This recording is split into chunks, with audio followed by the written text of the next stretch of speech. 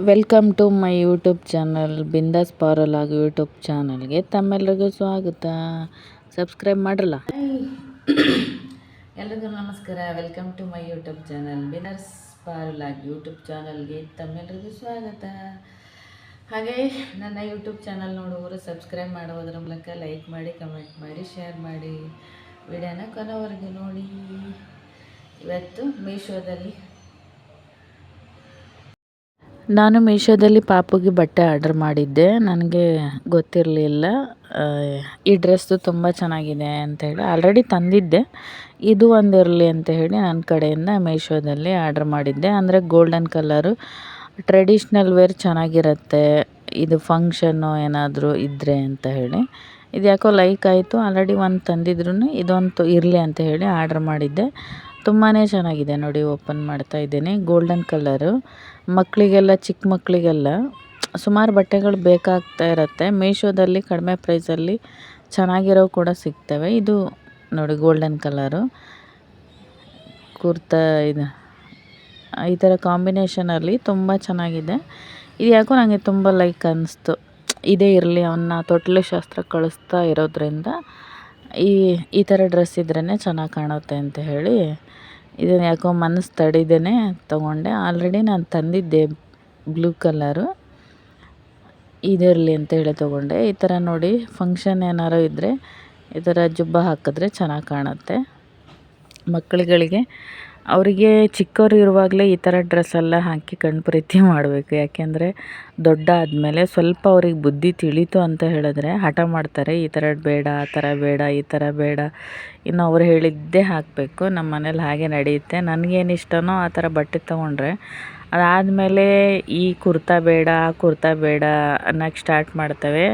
ಅವರಿಗೆಲ್ಲ ತಿಳಿಯುತ್ತಲ್ವ. ಹಾಗಾಗಿ ಇವಾಗಲೇ ಚಿಕ್ಕವರು ಇರುವಾಗಲೇ ನಾವು ಯಾವುದೇ ಡ್ರೆಸ್ ಹಾಕಿದ್ರೂ ಹಾಕ್ಕೊಳ್ತಾರೆ. ಬಟ್ ನಂಗೆ ಇಷ್ಟ ಆಯಿತು ಇದು ಕಲರು, ಡ್ರೆಸ್ಸು ಮತ್ತು ಪ್ಯಾಟ್ರನ್ನು, ಅದು ಕಾಂಬಿನೇಷನಲ್ಲಿ ವೇಲು ತುಂಬಾ ಚೆನ್ನಾಗಿದೆ. ಇದು ನೋಡೋಣ ಮನೆ ತೊಗೊಂಡು ಹೋದ್ಮೇಲೆ ಏನಾಗುತ್ತೆ ಅಂತ ಹೇಳಿ. ಆಲ್ರೆಡಿ 2 ಡ್ರೆಸ್ ಆಯಿತು. ಅದಾದಮೇಲೆ ಇನ್ನೊಂದು ಆರ್ಡ್ರ್ ಮಾಡಿದ್ದೆ. ಇದೇ ಥರ ನಾನು ಕೂತ್ಕೊಂಡ್ರೆ ಏನಾದರೂ ಒಂದು ಆರ್ಡ್ರ್ ಮಾಡಬೇಕು, ಬೇಜಾರಾದಾಗ ನಾನು ಏನಾದರೂ ಶಾಪ್ ಮಾಡಬೇಕು ಅನಿಸುತ್ತೆ.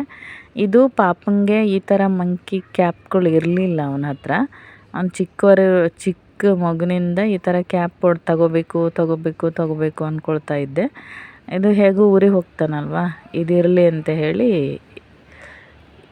ಕ್ಯಾಪ್ ಆರ್ಡ್ರ್ ಮಾಡಿದೆ. ಏನಾದರೂ ಫಂಕ್ಷನ್ಗಳಿಗೆ ಎಲ್ಲಾದರೂ ಹೋದರೆ ಈ ಕ್ಯಾಪ್ ಹಾಕ್ಕೊಂಡ್ರೆ ಮಕ್ಕಳು, ಅಂದರೆ ಅವರಿನ್ನೂ 9 ತಿಂಗಳಲ್ವ, ಇವಾಗಲೇ ಹಾಕಿ ಅದೊಂದು ಖುಷಿ ಪಡಬೇಕು ಒಂದು ಟೈಮಲ್ಲಿ. ಹಾಗಾಗಿ ಇದು ಪ್ಯಾಕ್ ಆಫ್ 3 ಮೀಶೋದಲ್ಲಿ ಕಾಟನ್ನು ತುಂಬಾ ಚೆನ್ನಾಗಿ ಕೂಡ ಇದೆ. ಹಾಕ್ಕೊಂಡ್ರೆ 3 ಬಂದಿದೆ ನೋಡಿ ಪ್ಯಾಕ್ ಆಫ್ 3 ಈ ಕ್ಯಾಪ್. ಇನ್ನು ಚಿಕ್ಕವನಲ್ವ ಹಾಕ್ಕೊಳ್ಳಿ ಅಂತ ಹೇಳಿ ನನಗೇನು ಇಷ್ಟನೋ ಅದೆಲ್ಲ ತೊಗೊಳ್ಬೇಕು ಅಂತ ಈ ಕ್ಯಾಪ್ ಆರ್ಡ್ರ್ ಮಾಡಿಲ್ಲ ಅನ್ನೋ ಒಂದು ಟೆನ್ಷನಲ್ಲಿ ಇದನ್ನು ಕೂಡ ಮಾಡಿಕೊಂಡೆ. ಚೆನ್ನಾಗಿ ಕೂಡ ಇದ್ದಾವೆ 3 ಪ್ಯಾಕ್ ಆಫ್ 3. ಯಾರಾದರೂ ಚಿಕ್ಕ ಮಕ್ಕಳು ತೊಗೊಳ್ಳೋರಿದ್ದರೆ ತೊಗೊಳ್ಳಿ, ತುಂಬಾ ಚೆನ್ನಾಗಿ ಕೂಡ ಇದೆ ಮತ್ತು ಇಷ್ಟ ಆಯಿತು ಅವರಿಗೆಲ್ಲ. ಹಾಗೆ ಇದಾದಮೇಲೆ 3ನೇದು, ಇದು ಮಾತ್ರ ತುಂಬ ಇಂಪಾರ್ಟೆಂಟು ಮತ್ತು ಕ್ಯೂಟಾಗಿ ತುಂಬಾ ಇಷ್ಟ ಆಯಿತು ಈ ಒಂದು ಆರ್ಡ್ರ್. ಏಕೆಂದರೆ ಫ್ಯಾನ್ ಇಲ್ಲ ಅಂತ ಹೇಳಿ ತುಂಬ ನಿದ್ದೆನೇ ಬರ್ತಾ ಇರಲಿಲ್ಲ ನನಗೆ. ಹೊಸ ರೂಮ್ ಆಗಿರೋದ್ರಿಂದ ಫ್ಯಾನು ಹಾಕ್ಸಿರಲಿಲ್ಲ. ಹಾಗಾಗಿ ಎಮರ್ಜೆನ್ಸಿ ಒಂದು ಚಿಕ್ಕ ಫ್ಯಾನ್ ಇರಲಿ ಅಂತ ಹೇಳಿ ಆರ್ಡ್ರ್ ಮಾಡೋಣ ಅಂಥೇಳಿ ಮೀಶೋದಲ್ಲಿ ನೋಡ್ತಾ ಇದ್ದೆ. ಆದ್ರೂ ಇಷ್ಟು ಕ್ಯೂಟಾಗಿರೋ ಒಂದು ಫ್ಯಾನು ನೋಡಿ, ಎಂತೆಂಥ ಜಮಾನ ಬಂದುಬಿಟ್ಟಿದೆ. ಕೈಯಲ್ಲಿ ಇಟ್ಕೊಳ್ಬೋದು, ಬ್ಯಾಗಲ್ಲಿ ಇಟ್ಕೊಳ್ಬೋದು. ಈ ಚಿಕ್ಕ ಮಕ್ಕಳನ್ನ ಬೇಸಿಗೆ ಟೈಮಲ್ಲಿ ಮ್ಯಾನೇಜ್ ಮಾಡೋದಕ್ಕೆ ತಾಯಂದಿರು ತುಂಬ ಸೆಕೆ ಆದಾಗ ಮಕ್ಕಳೆಲ್ಲ ಅಳ್ತವೆ. ಈ ಥರದೊಂದು ಬ್ಯಾಗಲ್ಲಿ ಫ್ಯಾನ್ ಇದ್ಬಿಟ್ರೆ ತುಂಬಾ ಚೆನ್ನಾಗಿರುತ್ತೆ. ಮತ್ತು ಮೇಕಪ್ ಮಾಡ್ಕೊಳ್ಳೋದಕ್ಕೆ ಹೆಣ್ಮಕ್ಳಿಗೆ ಏನಾದರೂ ಫೇಶಿಯಲ್ ಮಾಡಿಕೊಂಡ್ರೆ ಫ್ಯಾನ್ ಬೇಕಾಗುತ್ತೆ ನೋಡಿ. ದೊಡ್ಡ ಫ್ಯಾನೇ ಬೇಕು ಅಂತಿಲ್ಲ, ಇದೊಂದು ಕ್ಯಾರಿ ಮಾಡ್ಬೋದು ನಾವು ಬ್ಯಾಗಲ್ಲಿ.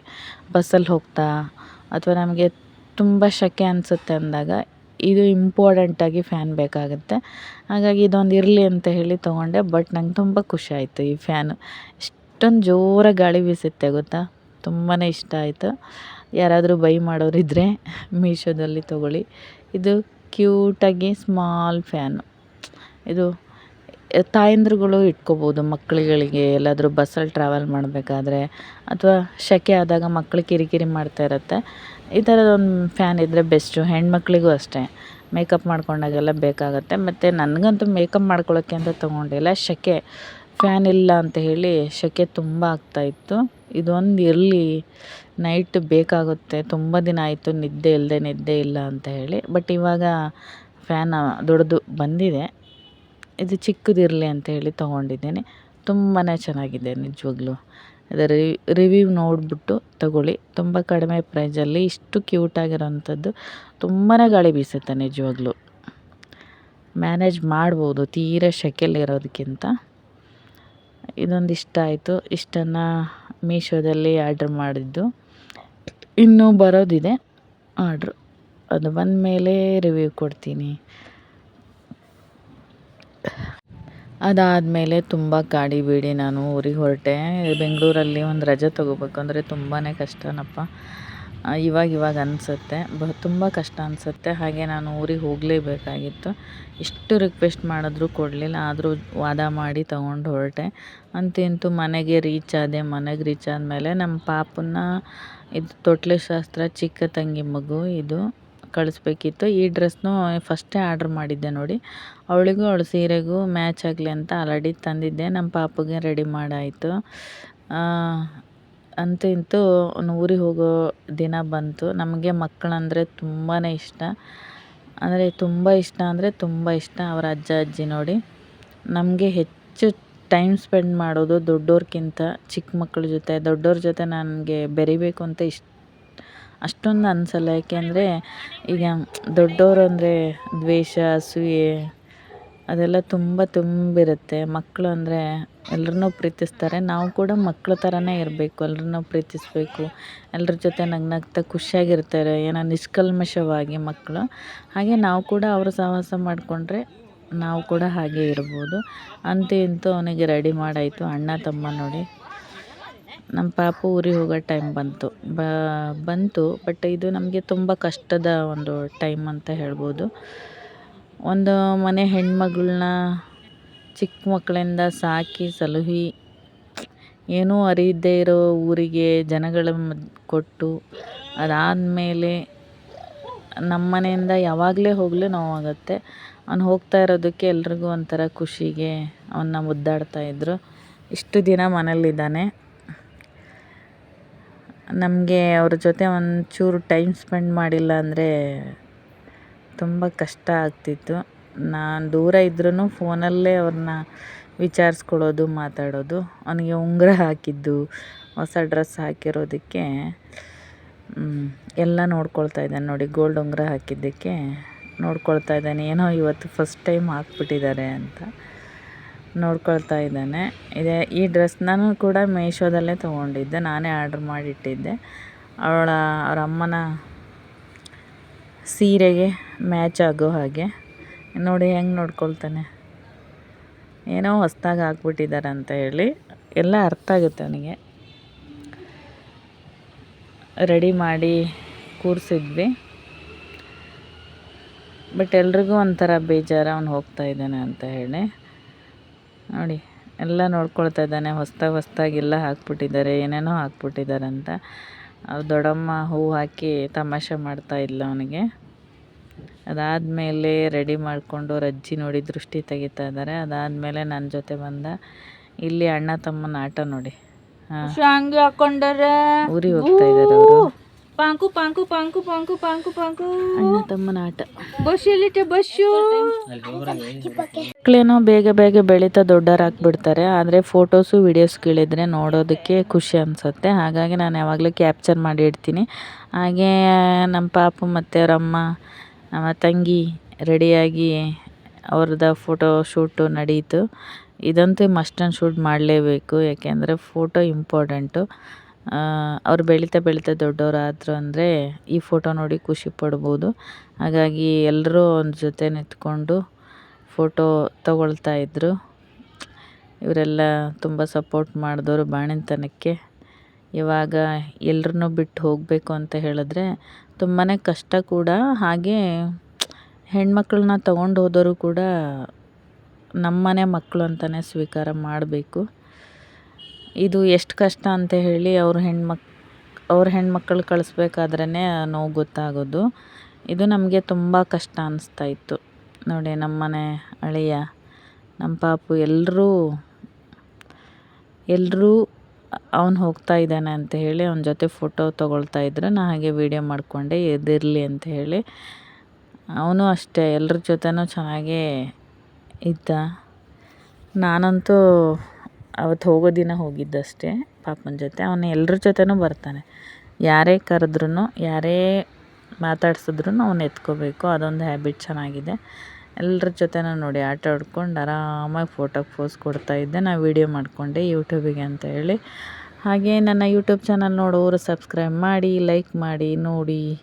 ಹಾಗೆ ಅವ್ರ ಮಾಮ ಅಂದರೆ ತುಂಬ ಇಷ್ಟ. ಮಾವ ಅಳಿಯ ಅವನದು ಒಂದು ಇರಲಿ ಅಂತ ಹೇಳಿ ಅವನೇನೋ ರೆಡಿಯಾಗಿರಲಿಲ್ಲ ಅವ್ರ ಮಾಮ.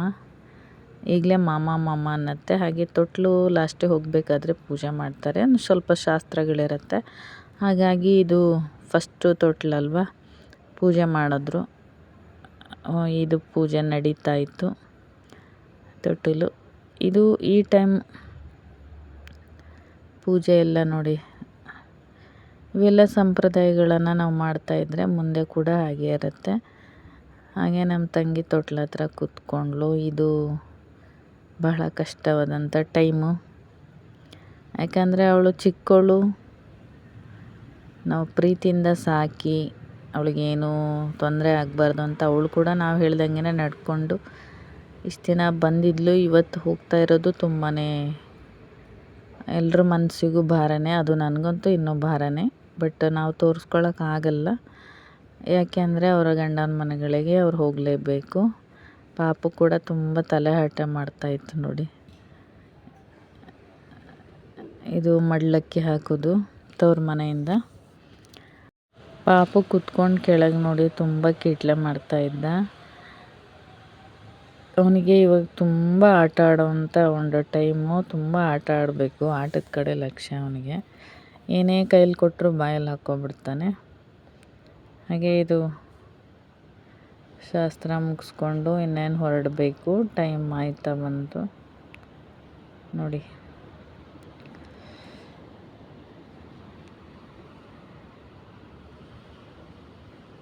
ಇದೆಲ್ಲ ಹೇಳೋದಕ್ಕೆ, ಕರ್ಕೊಂಡು ಹೋಗೋದಕ್ಕೆ ತುಂಬ ಈಸಿ.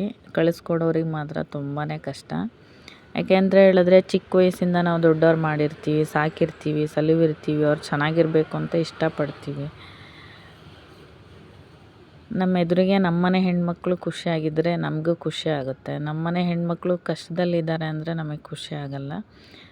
ಅಂದರೆ ಅದು ಅವ್ರವ್ರ ಮಕ್ಕಳು ಅಂತ ಬಂದಾಗ ಮಾತ್ರ ಅದು ಅರ್ಥ ಆಗುತ್ತೆ.